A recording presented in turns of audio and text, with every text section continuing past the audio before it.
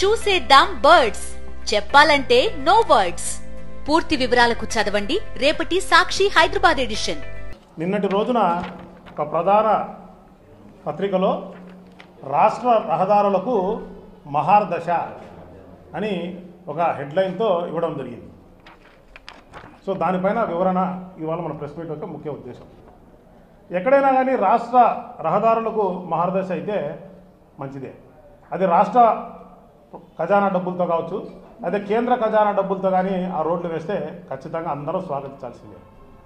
కానీ ఈ కూటమి ప్రభుత్వం అధికారంలో వచ్చిన తర్వాత నుంచి చంద్రబాబు నాయుడు గారి మాటలు, కూటమి నేతల మాటలకు అర్థాలు వేరయ్యా అనే నానుడిని నిజం చేస్తూ ఈ ప్రకటన ఉంది. రాష్ట్ర రహదారులకు మహార్దశ అని అంటూనే ఒక మెలక పెట్టడం జరిగింది. పీపీపీ విధానంలో గుత్తేదారులకు పనులు అప్పగింత.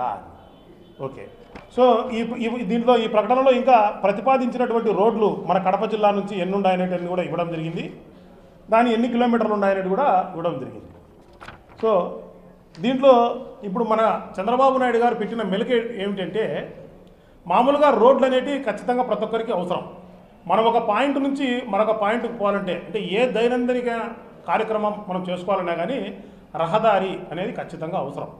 సో అటువంటి రహదారి ఖచ్చితంగా ఉండాలి అని అదొక ప్రతి ఒక్కరు కూడా కోరుకుంటారు. సో ఇప్పుడు మన రాష్ట్ర ప్రభుత్వము ఈ ప్రకటన ఇచ్చి ఈ పైలట్ ప్రాజెక్టుగా చేయాలనుకుంటున్నటువంటిది ఏమిటంటే, జాతీయ రహదారులు పైన మనం టోల్గేట్లు ఆల్రెడీ చూసాం. ఇప్పుడు స్టేట్ హైవేస్ పైన కూడా టోల్గేట్ పెట్టాలా అనేది వీళ్ళ ఆలోచన. మామూలుగా రోడ్లు అనేది ఏ రకంగా వేస్తారు అంటే, ఒక 3 రకాలుగా రోడ్లను వేస్తారు.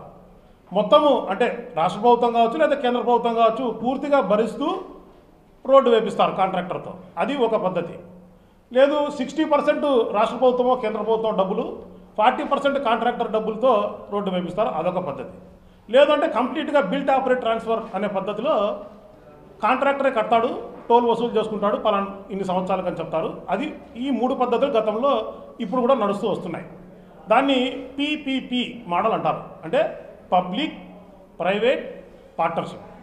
ఇప్పుడు చంద్రబాబు నాయుడు గారు చెప్తున్నటువంటి, ఈయన ప్రపోజ్ చేస్తున్నటువంటి పీపీపీలో పబ్లిక్ అనేది లేదు. అంటే పబ్లిక్ అనేది అంటే, పబ్లిక్ అంటే మామూలుగా పీపీపీలో పబ్లిక్ అంటేనే ప్రజలు అంటే ఎవరు?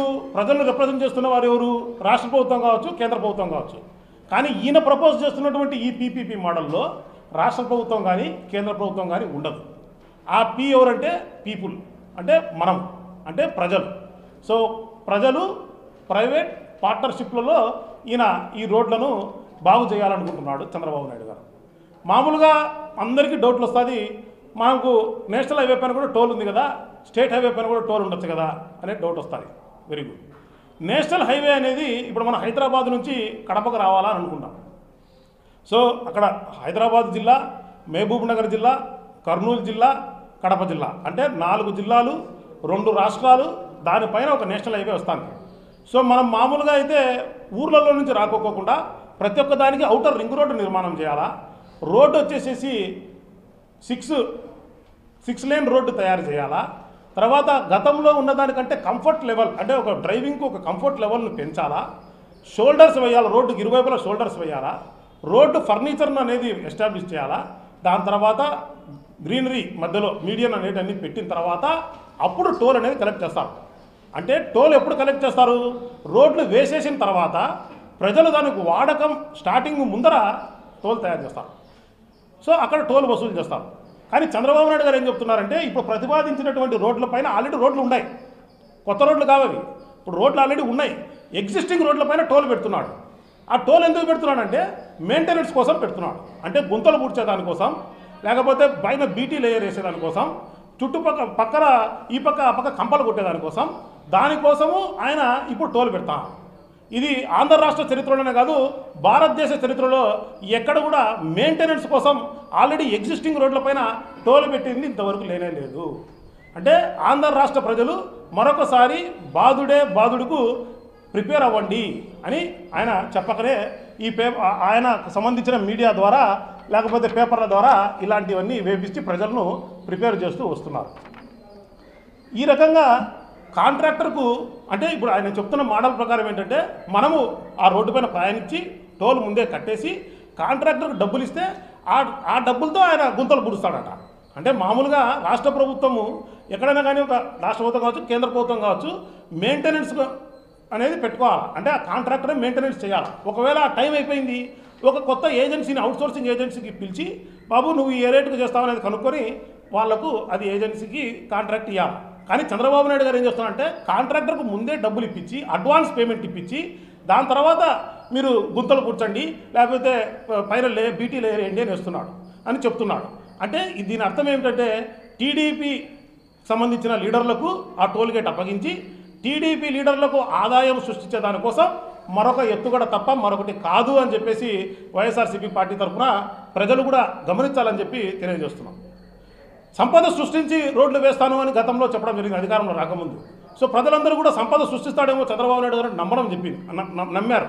కానీ అధికారంలోకి వచ్చిన తర్వాత ఏ సంపద సృష్టి చేయకోకుండా ప్రజల దగ్గర నుంచి సంపద లూటీ చేసి ఓన్లీ టీడీపీ లీడర్లకు లేకపోతే టీడీపీకి సంబంధించిన కాంట్రాక్టర్లకు డబ్బులు ఇవ్వడం తప్ప ఆయన ఏమీ చేయడం లేదు అని చెప్పేసి వాళ్ళకు సూటిగా తెలుగుదేశం పార్టీ వాళ్ళకు ప్రశ్నిస్తూ వాళ్ళకు తెలియజేసుకుంటూ తెలుగుదేశం పార్టీ వాళ్ళకు మరొక వైఎస్ఆర్సీపీ పార్టీ తరఫున సూటి ప్రశ్న, మీరు ఆల్రెడీ లైఫ్ ట్యాక్స్ అనేది ఒక వెహికల్ ఖరీదు చేస్తే అంటే మోటార్ బైక్ ఖరీదు చేసినా కారు ఖరీదు చేసినా లైఫ్ ట్యాక్స్ అనేది మీరు కలెక్ట్ చేస్తున్నారు.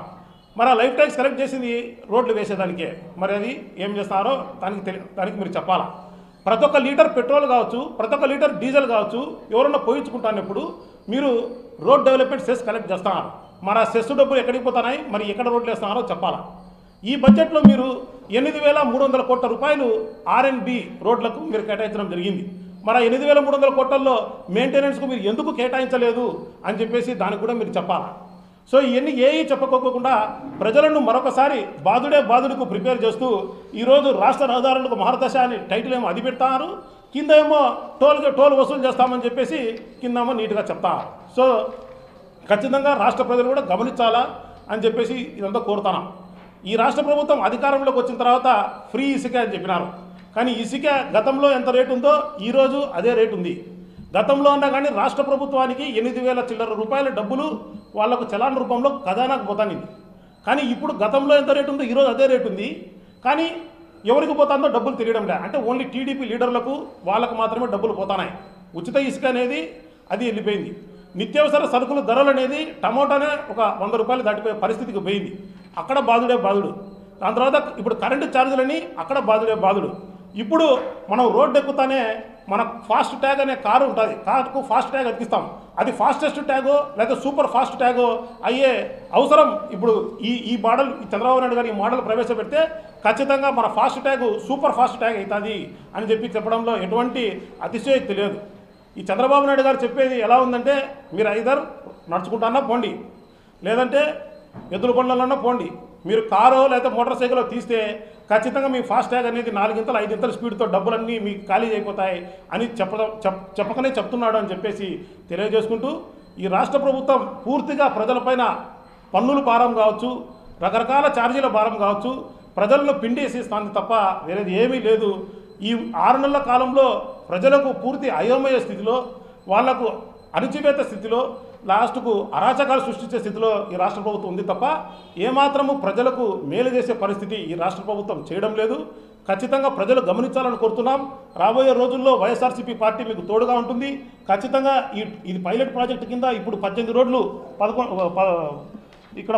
11 రోడ్లు ఆల్రెడీ ఇవ్వడం జరిగింది. మరొక 9 రోడ్లు రాబోయే రోజుల్లో ఇస్తారు. దీనికి ఎమ్మెల్యేలు పచ్చజెండా ఊపినారు అని చెప్తారు. అంటే చంద్రబాబు నాయుడు గారు తానా అంటే ఎమ్మెల్యేలు తందారా అనే తప్ప వేరేది ఏమీ లేదు. మన కడప జిల్లాకు కూడా చాలా అన్యాయం జరుగుతుంది. మన ఆంధ్రప్రగతి గ్రామీణ బ్యాంకు ఒక మెయిన్ కార్యాలయం పిఎఫ్ ఆఫీస్ పక్కనే పెట్టాల్సిన పరిస్థితి ఉంటే అది తీసుకుపోతున్నా కానీ ఇక్కడ కడప ఎమ్మెల్యే గారు నోరెత్తే పరిస్థితి లేరు. కనీసం అసెంబ్లీలో ఇలా జరిగితే మాకు అన్యాయం జరుగుతుందనే మాటలు కూడా మాట్లాడడం లే. కొప్పర్తి ఇండస్ట్రియల్ ఎస్టేట్లో 250 కోట్లతో ట్రైనింగ్ సెంటర్ అనేది ఉంటే అది కూడా అమరావతికి తీసుకోపోతే కమలాపురం శాసనసభ్యులు కనీసం అరే ఇది తీసుకోపోతుంటే మాకు నష్టం జరుగుతుందని కూడా మాట్లాడటం లే. చంద్రబాబు నాయుడు గారు ఏం తానా అంటే తందానా అంటారు తప్ప ప్రజలను పూర్తిగా వదిలేసినారు.